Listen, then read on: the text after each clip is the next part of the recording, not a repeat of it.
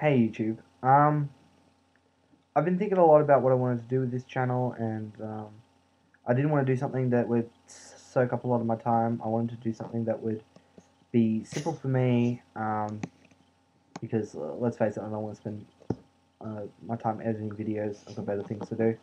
But I thought, why not play to my best strengths, and that is talking and opinions, and thinking about deep issues and big issues. So this channel will basically be about me talking about political issues today, and I'll focus on Australia for the time being. If things get popular, I might delve into international. But anyway, lie down in your bed and get relaxed because things might get heated. Anyway, the issue I'm bringing up today is the issue of asylum seekers. Now, I wanted to get this done quickly because I know it's a big issue and it's been brought up a million times, and so I want to now just close the opportunity as quickly as I can, because I don't want it to drag on forever and ever and ever, and having people say, oh, why don't you talk about asylum seekers and stuff like that. I don't want that kind of stuff. So, okay. Um, Look, I think it's the issue of asylum seekers is a big issue, and it's a lot bigger and deeper than the politicians make it out to be. And from looking at the different points of view, what I can see is it's a debate between being humane and being, a capitalist. Basically, you've got to make a decision. You can't be capitalist and humane at the same time, unfortunately. Not in this situation, that is. Um, and so it then becomes a point of, well, what, you know, what is it any of our business? Why do we have to do this? Why do, there's a lot of questions that come up.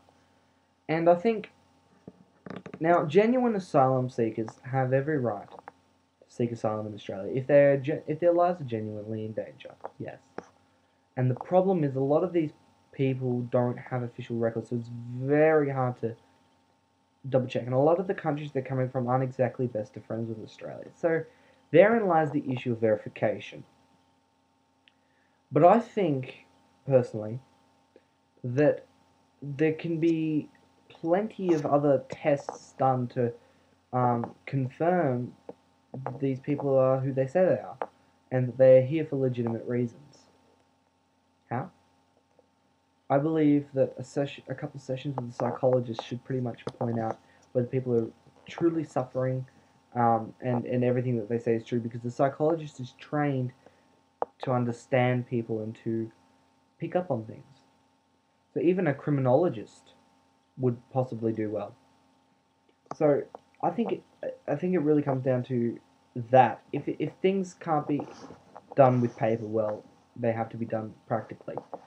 And so that to me solves the identification problem. The thing that I think a lot of people bring up is jobs, a living space, and why is it any of our business? What have we got? Why should they come into our country?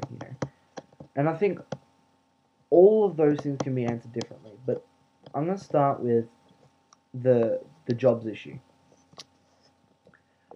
A lot of people claim that, I guess I'm going to say, foreign people who come to our country, being Australia, steals our jobs and so on. It's unfair. They get all the jobs and we get nothing. I just want to point out that only a third of Australia is actually white. Only a third of us are Anglo-Saxon European descent, and I think that's a major thing. 2/3 of Australia, actually, I could say 3/4 of Australia, are pure immigrants. Actually, all of Australia's immigrants. The only people who are truly Australian are Aboriginals. But at the same time, they don't even want to be here because we pretty much ruined anything that they considered home. I'm not one that supports native land titles. I don't believe in that. I believe you either own the land or you don't. And I believed in the sense of the the situations that Australia was in, in 1788 and so on, that the Aborigines owned the land because they were the only humans living here. And that was taken away inhumanely, of course. But of course, we didn't adapt to their customs. No, no, we had to adapt. They had to adapt to England's customs, and I think that notion is still here today. They have to adapt to our customs. But I don't. I think that's very close-minded because I believe that Australia is known for multiculturalism, and I want to keep that. And I mean, we're not the top.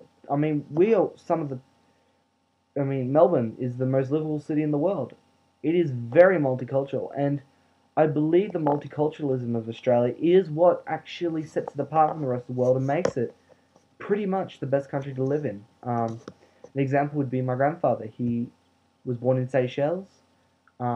He was a politician there, a barrister, and his government was thrown out in a coup.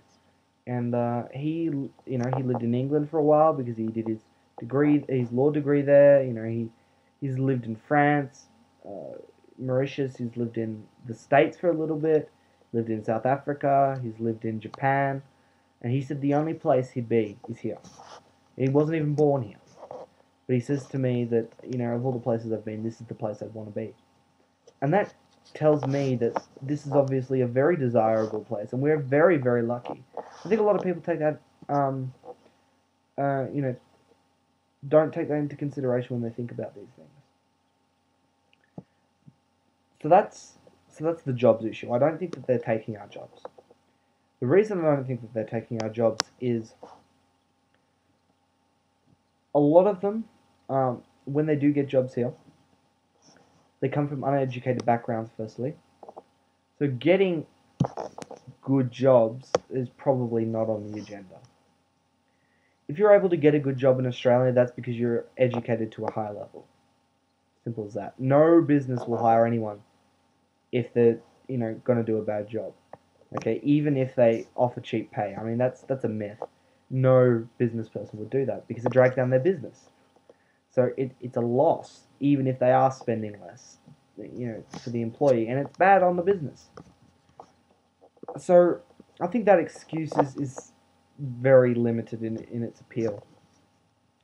The other thing is, now this might piss a lot of people off, and I'm open to criticism, but if you're lazy and you don't do anything, you're not going to get anywhere. And people that come from foreign countries tend to be harder studiers and harder workers. Not smarter. I believe everyone's intelligence is based around how hard they work or the environment in which they were brought up in, as well as the kind of people they're influenced by. I think intelligence is something that is not exactly built in, but is influenced very much by the genes of parents. And if someone has the potential to be intelligent, they can be intelligent. That's given the right circumstances and environment. So, about foreigners and good jobs. If foreigners have good jobs, it's because they've worked hard for it. And it's as simple as that. Australia is about having a fair go. I mean, where did that statement disappear? Where did that go away from? I mean, anyone who works their butt off tirelessly to get a job deserves the job. And if you think any different, then please speak up, because I'm sure life treats you well. You never get anything without working hard. I mean, well, unless you win the lotto, but you've got more chance of being hit by a damn meteorite. Next point. A lot of people say about the amount of people that is coming in. How is that going to affect things? It's going to ruin things. Well, the amount of people is very small. And even if there were a way to legalize it, still punish the people smugglers, hand back all the money that they stole from these innocent people. And and there was a legitimate way to blend them into the community by checking them, psychological profiling and whatnot, then you probably wouldn't see much of an increase, because even if people did try to do it illegitimately, I think Australia can send a clear message just by sending them straight back if their claims are false. And I believe that it won't go up very much, because there's only one way that you can really come here, and it's by boat. And if you're going to risk your life, coming to Australia for free and risking your life, I don't think your life is something big to pay, and I don't think that the numbers of boats would go up at all. Well, it would go up, but I don't think it'd go up as much. And the last point I wanted to make was how, them fitting into our society. Well, I believe that any society, Australian or otherwise, should be multicultural. I don't believe in everyone having the same opinion, otherwise we're robots. I mean, what's the point? Some people said to me, when I was asking some questions of some colleagues of mine, and I asked them, well, how do you feel about the asylum seekers? And one girl said to me, now keep in mind I'm in university. Now these are university students. You'd expect a lot of them to be very intelligent. She said to me, they come into our country and they they refuse to be like us, yet when we go to their country we have to conform and be exactly like them, and all this and that. And I asked her what situation, in what country she'd been to where she was forced to conform with their customs. And she said to me, oh, in Indonesia I tried to go into a temple and I had to take my shoes off and I didn't like that.